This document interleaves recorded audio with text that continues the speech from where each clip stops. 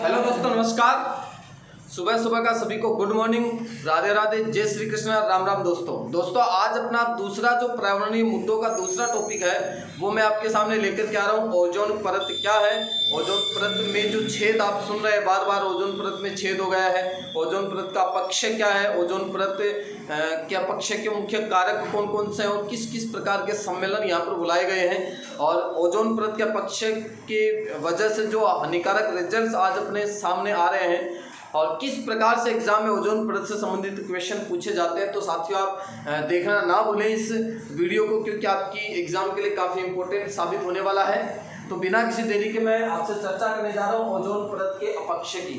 Ozone परत में जो फिलहाल होल की अपन बात करें, ओजोन परत में जो छेद दिनों दिन बढ़ता जा रहा है, तो वो छेद क्या है, किस प्रकार से ओजोन परत का पक्ष होता जा रहा है। तो साथियों अपन बात करते हैं, मैं आपको एक विशेष बात बताता हूँ। अपने वायुमंडल के अंदर कुछ विशिष्ट प्रकार की परतें उपस्थित है, ठीक है ना। जैसे मैं आपके सामने एक छोटा सा डायग्राम बना करके आपको बता देता हूँ ये कौन कौन सी परत है। यहाँ पर सबसे नीचे जो आपका मंडल होता है उस मंडल को कहा जाता है क्षोभ मंडल। कौन सा मंडल है? क्षोभ मंडल। क्षोभ मंडल के जस्ट ऊपर के अपन और चलते हैं तो फिर आता है साथियों आपका समताप मंडल। समताप मंडल, समताप मंडल के ऊपर चलते हैं तब आता है अपना मध्य मंडल। मध्य मंडल, मध्य मंडल के और यदि ऊपर अपन चलते हैं तब आता है आपका आयन मंडल। कौन सा मंडल आता है? आयन मंडल। और आयन मंडल के ऊपर आता है साथियों बहिर्मंडल। कौन सा मंडल आता है? बहिर्मंडल। तो ये आपको 5 मंडल अच्छी तरीके से याद रखते हैं। जिस मंडल की अपन बात करें सबसे नीचे जो पृथ्वी धरातल से स्टार्ट हो रहा है, तो सबसे नीचे जो मंडल है समुद्र तल की ऊंचाई से अपन बात करें तो सबसे नीचे जो आपका मंडल है वो क्षोभ मंडल है। क्षोभ मंडल के ऊपर का मंडल समताप मंडल है। समताप मंडल के जस्ट ऊपर मध्य मंडल है। फिर आपका आयन मंडल आता है। लास्ट का जो आवरण है आपका वो साथियों कहलाता है बहिर्मंडल। अब आपको यहाँ से मैं 2-3 इंपॉर्टेंट पॉइंट बता देता हूँ अच्छे से।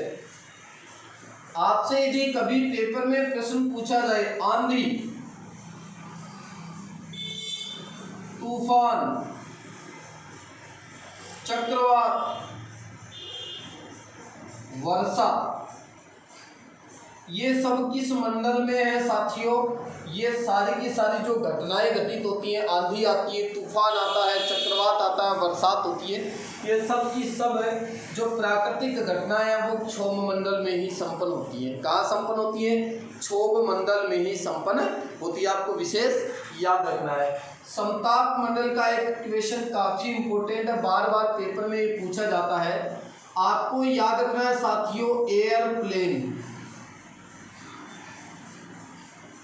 एयरप्लेन का मतलब है वायुयान। ये वायुयान कहाँ चलते हैं, कौन से मंडल में चलते हैं? तो वो समताप मंडल में चलते हैं। उड़ान तो कहाँ से भर करके जाते हैं? पृथ्वी धरातल से, मतलब क्षोभ मंडल से। और जो एक सीधी रेखा में उड़ान भरते हैं वो किस में भरते हैं साथियों? समताप मंडल में भरते हैं, क्योंकि यहाँ का जो टेम्परेचर वो लगभग समान बना रहता है। अब इसके अलावा मैं आपको इम्पोर्टेंट क्वेश्चन और बताता हूँ। जो इंटरनेशनल एयरप्लेन है, आप मेरी बात को ध्यान से सुनेंगे। इंटरनेशनल जो एयरप्लेन होते हैं दोस्तों वो तो उड़ते हैं समताप मंडल में। इंटरनेशनल एयरप्लेन का मतलब क्या हुआ? इंडिया से उड़ान भरा हुआ यदि एयरप्लेन साउथ अफ्रीका जाता है, सऊदी अरब जाता है, अमेरिका जाता है, तो ये आपका इंटरनेशनल एयरप्लेन हो गया, राइट। और बात करें नेशनल एयरप्लेन की तो आपको अच्छी तरीके से याद रखना है नेशनल एयरप्लेन किसमें उड़ते हैं दोस्तों? ये आपके क्षोभ मंडल में ही उड़ते हैं। जैसे इंडिया का एयरप्लेन इंडिया में ही वापस उतर रहा है। जयपुर से उड़ान भरी, दिल्ली उतर गया। जयपुर से उड़ान भरी, बॉम्बे उतर गया। बॉम्बे से उड़ान भरी, दिल्ली उतर गया। तो जो नेशनल एयरप्लेन है, राष्ट्रीय जो आपके वायुयान होते हैं वो क्षोभ मंडल में ही उड़ते हैं। और अंतरराष्ट्रीय जो वायुयान होते हैं साथियों वो उड़ते हैं कहाँ पर? समताप मंडल में। आपको ये दोनों विशेष पॉइंट अच्छे से याद रख रहे हैं। मेरा मेन मुद्दा जो टॉपिक है वो ओजोन परत का है, तो यहाँ पर अपन डिटेल से बात नहीं करेंगे। अब अपन बात करते हैं ओजोन परत की। तो आपको एक बात विशेष याद रखनी है, ओजोन जो परत होती है वो कौन से मंडल में स्थित होती है? ओजोन परत आपको मित्रों याद रखनी है, समताप मंडल में स्थित होती है। बहुत ही खतरनाक क्वेश्चन दे रहा हूँ आपसे, बार बार एग्जाम में प्रश्न पूछा जाएगा, तो प्रश्न को मैं क्लियर कर देता हूँ। समुद्र तल से लगभग 25 किलोमीटर की ऊंचाई पर स्थित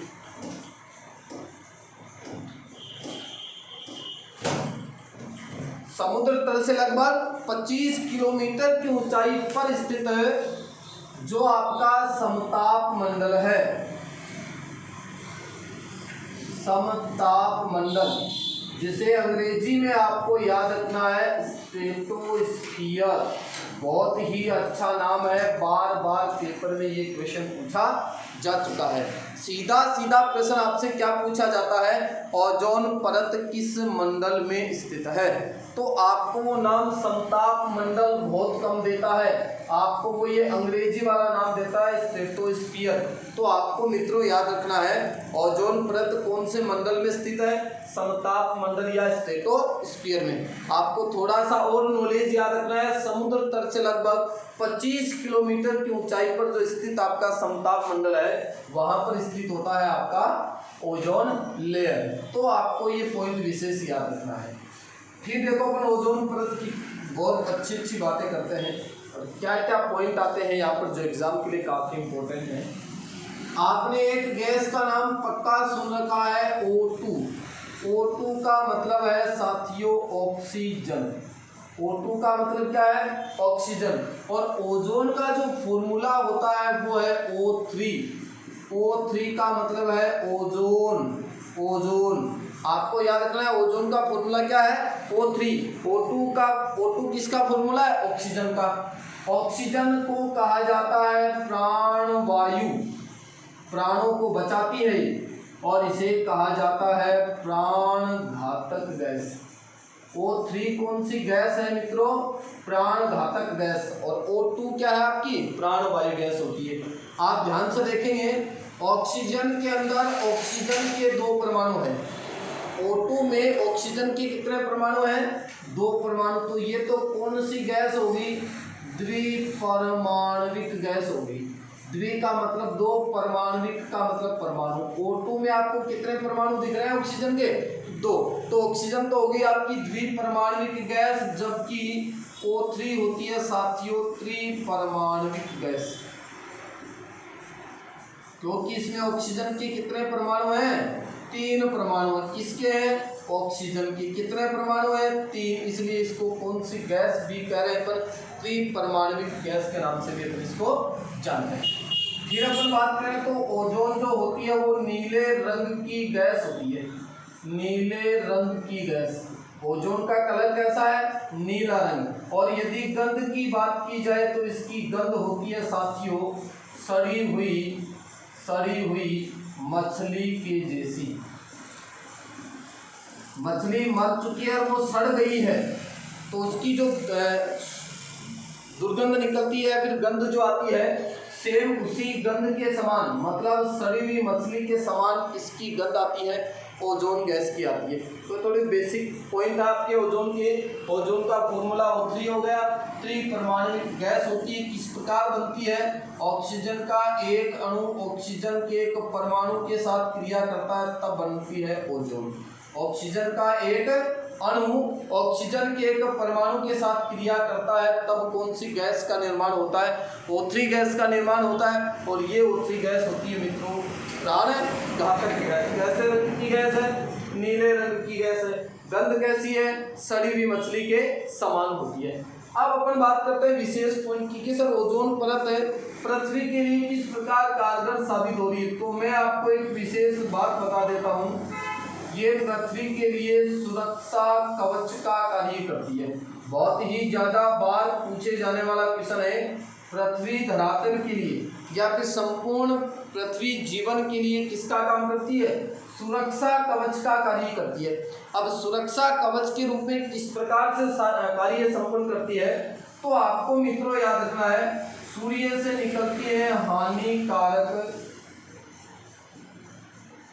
पराबैंगनी विकिरणें, हानिकारक पराबैंगनी विकिरणें जिन्हें कहा जाता है यूवी रेज, अल्ट्रावायलेट रेज। किस नाम से जानते हैं? हानिकारक पराबैंगनी विकिरणें, अल्ट्रावायलेट रेज। और ये हानिकारक पराबैंगनी विकिरणें जैसे ही पृथ्वी धरातल पर पहुंचती हैं तो पूरा जीवन इनसे अस्वस्थ हो जाता है। जैसे स्किन कैंसर होना है, पादपों के अंदर प्रकाश संश्लेषण की क्रिया में तीव्र गिरावट का आना है। तो जो हानिकारक रिजल्ट्स अपने सामने इसके आ रहे हैं वो निकट भविष्य में आने वाले भी हैं, आ भी रहे हैं बहुत कम मात्रा में भी।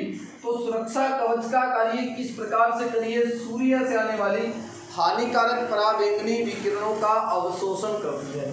तो आपको मित्रों याद रखना है ओजोन परत का कार्य क्या है? हानिकारक, सूर्य से आने वाली हानिकारक पराबैंगनी विकिरणों, अल्ट्रावायलेट रेज का अवशोषण करना है। ये क्वेश्चन आपका इंपॉर्टेंट हो चुका है, काफी बार पेपर में पूछा जा चुका है कि ओजोन परत का मुख्य कार्य क्या होता है।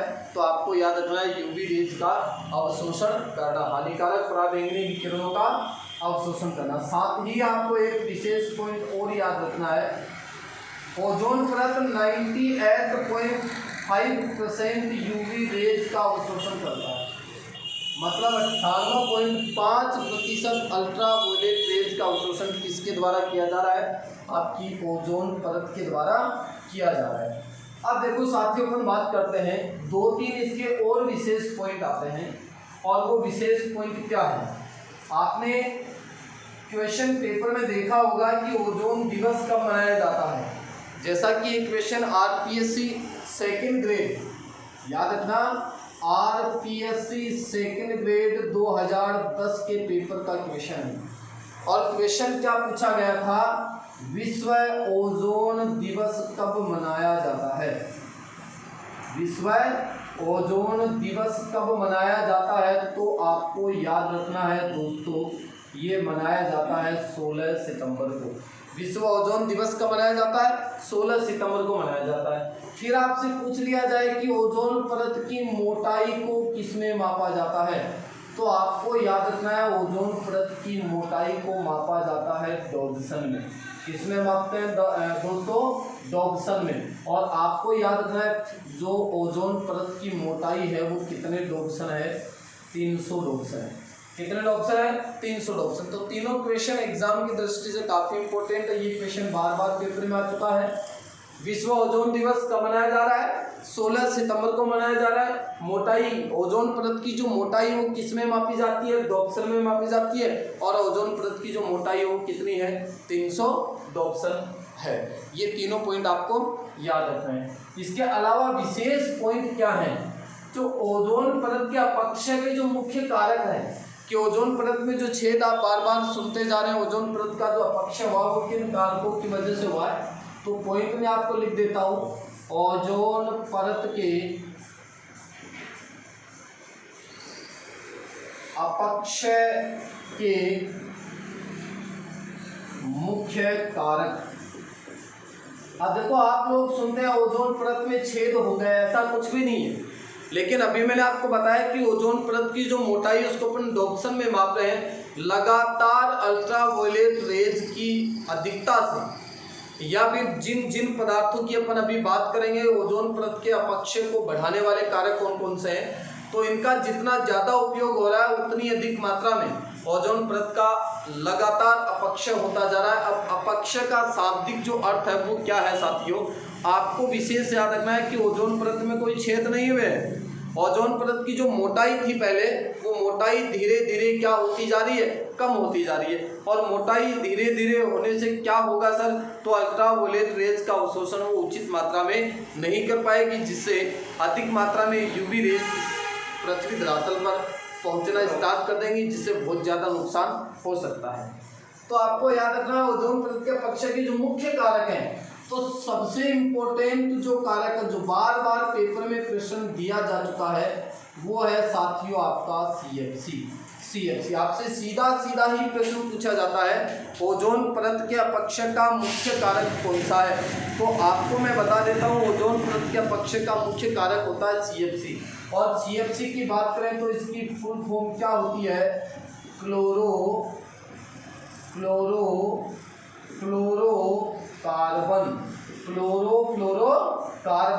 या फिर इसे अपन किस नाम से जानते हैं, तो सर इसे फ्रियोन्स भी कहा जाता है। अब फ्रियोन्स का मतलब ऐसे यौगिक जो कार्बन, फ्लोरीन और क्लोरीन से मिलकर के बने होते हैं। आपको याद रखना है, ये टॉपिक आपको केमिस्ट्री में बताया जाएगा कि फ्रियोन्स क्या है, किस प्रकार मिलकर के बने होते हैं, किस प्रकार से फ्रियोन का नोमेनक्लेचर किया जाता है, ये केमिस्ट्री का टॉपिक है। फिलहाल आपको याद रखना है कि फ्रियोन्स जो होते हैं वो कार्बन, क्लोरीन और फ्लोरीन से मिलकर के बने यौगिक होते हैं, जिन्हें अपन क्लोरोकार्बन कह सकते हैं, या फिर CFC कह सकते हैं, या फिर फ्रियोन्स कह सकते हैं। तो आपका विशेष जो पॉइंट है वो यही है कि ओजोन परत के अपक्षय का मुख्य कारक कौन सा है, तो वो आपको मित्रों ऑप्शन के रूप में तीनों में से कोई सा नाम भी मिल सकता है। CFC भी याद रखना है, जिसकी फुल फॉर्म क्लोरोफ्लोरोकार्बन होती है, जिन्हें ही अपन किस नाम से भी जानते हैं, फ्रियोन्स के नाम से भी जानते हैं। अब देखो इनका यूज किया जा रहा, तो फ्रियोन का यूज कहाँ होता है, शीत संग्राहक, बड़े बड़े जो आपके AC जो रूम मान लो आप, कोल्ड स्टोरेज मान लो, इसके अलावा AC एयर कंडीशनर में, और इसके अलावा इसका यूज हो रहा है साथियों रेफ्रिजरेटर में। रेफ्रिजरेटर किसको कहते हैं, फ्रिज को कहते हैं। तो ये आपके CFC के उपयोग हो गए कि इस CFC का यूज कहाँ कहाँ किया जा रहा है, बड़े बड़े शीत संग्रहागार, AC में, रेफ्रिजरेटर में, किसके रूप में, तो इनका यूज होता है शीतलक या प्रशीतक के रूप में। शीतलक या प्रशीतक के रूप में। अब देखो प्रशीतक में भी नाम शीत आपको दिख रहा है, शीतलक में भी नाम शीत दिख रहा है। शीत का मतलब क्या होता है, ठंडा होता है। तो एक तो आपका मुख्य कारक हो गया CFC, दूसरा आता आपका मेथिल ब्रोमाइड। और मेथिल ब्रोमाइड का फॉर्मूला होता है CH3Br। Br जो है वो आपका ब्रोमीन होता है, और यदि किसी यौगिक के साथ पॉजिटिव या फिर धनायन के साथ जुड़ता है तो ये इसके अंत में आइड शब्द जुड़ जाता है, क्योंकि खुद नेगेटिव आयन होता है। और CH3 आपका हो गया मेथिल समूह। तो मेथिल ब्रोमाइड, और इसका यूज कहाँ होता है, शुष्क धुलाई में होता है, शुष्क धुलाई में, ड्राई क्लीनिंग में, ये भी आपको याद रखना है। इसके अलावा तीसरे पॉइंट की अपन बात करें तो तीसरा जो पॉइंट आता है वो क्या है आपका, CHCl3, और ये होता है मित्रों क्लोरोफॉर्म। और क्लोरोफॉर्म का यूज आपने नाम सुना था इसका, क्लोरोफॉर्म का यूज कहाँ किया जाता है, निश्चेतक या बेहोशी उत्पन्न करने के लिए, बेहोशी उत्पन्न करने के लिए। तो ये बात भी आपको याद रखनी है। साथ में इनकी यूज भी मैं बता रहा हूँ कि ये कहाँ कहाँ उपयोग में लिए जाते हैं। चौथा और जो लास्ट आपका ओजोन परत के अपक्षय का मुख्य कारक है वो आपको याद रखना है CCl4।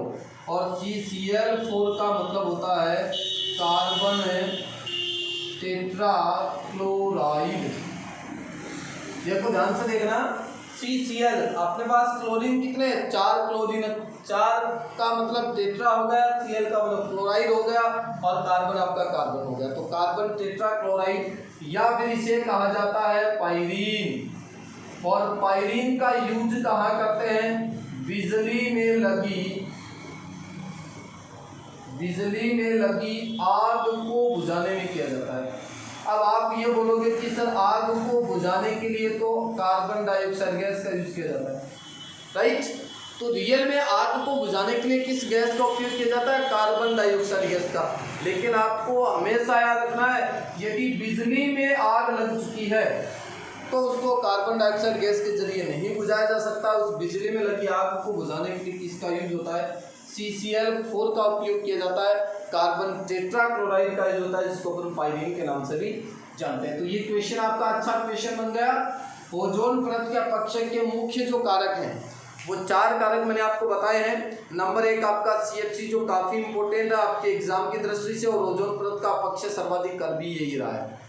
तो पहला हो गया CFC फ्रियोन या क्लोरोफ्लोरोकार्बन, जिसका उपयोग AC रेफ्रिजरेटर और शीत संग्रहगार के अंदर शीतलक या प्रशीतक के रूप में किया जा रहा है। दूसरा आपका CH3Br मेथिल ब्रोमाइड हो गया, जिसका यूज ड्राई क्लीनिंग में किया जा रहा है। तीसरा हो गया आपका CH3 क्लोरोफॉर्म, जिसका उपयोग निश्चेतक या बेहोशी के रूप में किया जा रहा है। और चौथा हो गया आपका CCl4 कार्बन टेट्राक्लोराइड, और इसका यूज किया जाता है बिजली में लगी आग को बुझाने के लिए। तो यह आपका इंपॉर्टेंट क्वेश्चन है काफी बार, लेकिन आपको तीनों भी याद नहीं रहे नीचे वाले, तो आपको CFC जरूर याद रखना है, क्योंकि क्वेश्चन बहुत इंपॉर्टेंट है, बार बार एग्जाम में पूछा जा चुका है।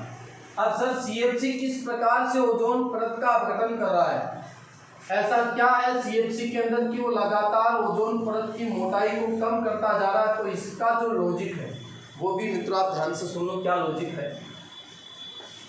CFC का एक अणु, बहुत इंपॉर्टेंट पॉइंट दे रहा हूं, CFC का एक अणु ओजोन के 1,00,000 अणुओं को, अब आप देख लो CFC कितना खतरनाक है, 1,00,000 अणुओं को स्थायी रूप से O2 में कन्वर्ट करता है, O2 में परिवर्तित करता है, और इसकी वजह से ओजोन परत का क्या होता जा रहा है? अपक्षय होता जा रहा है, ह्रास होता जा रहा है। ओजोन परत की मोटाई लगातार क्या होती जा रही है? कम होती जा रही है।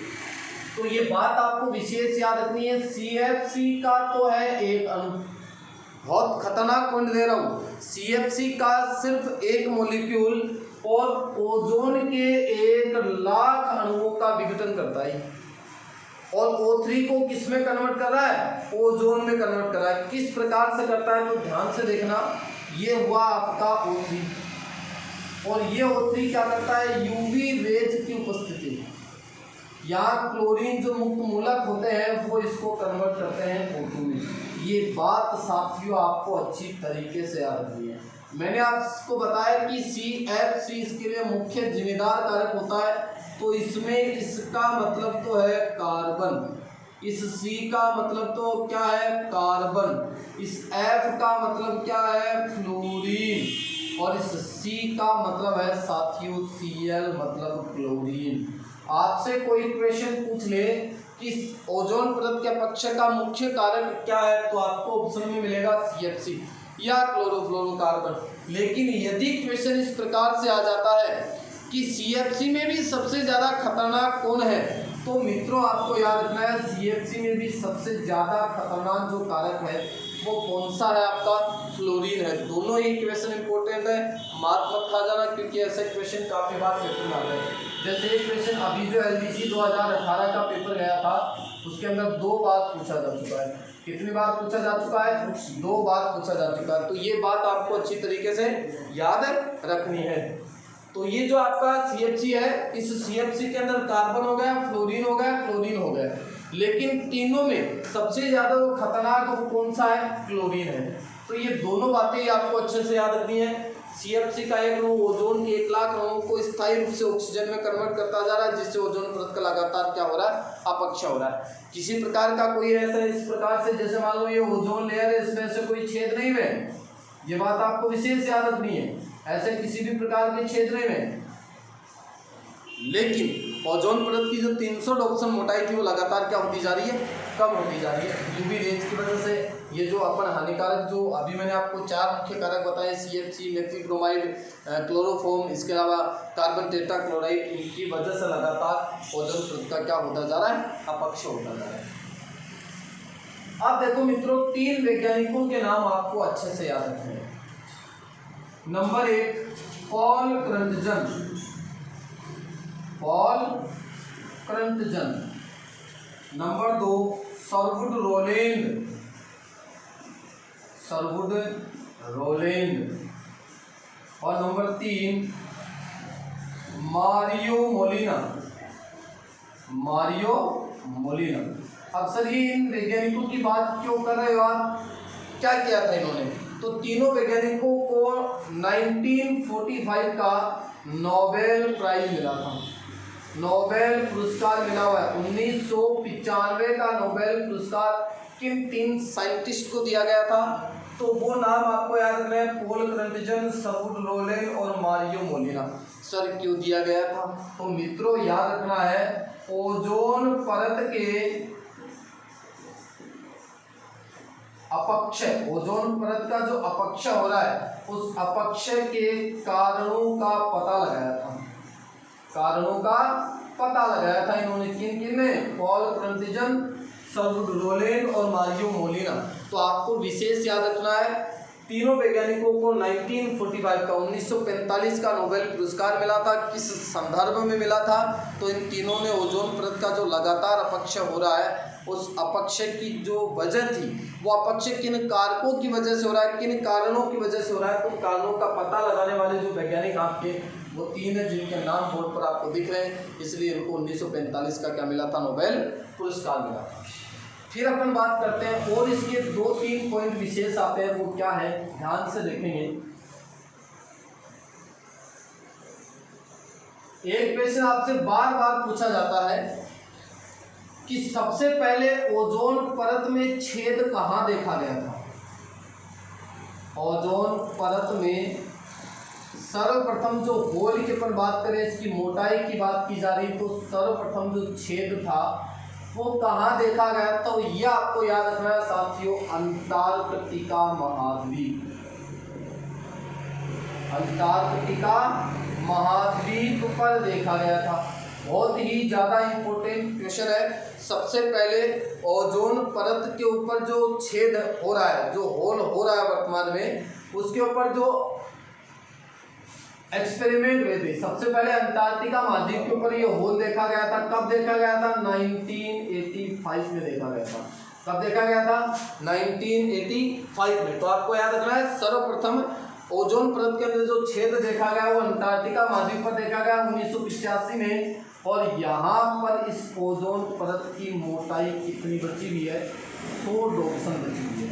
ये बात आपको विशेष याद रखना है। 1985 याद रखना है, अंटार्कटिका महाद्वीप याद रखना है और 100 डॉप्सन याद रखना है।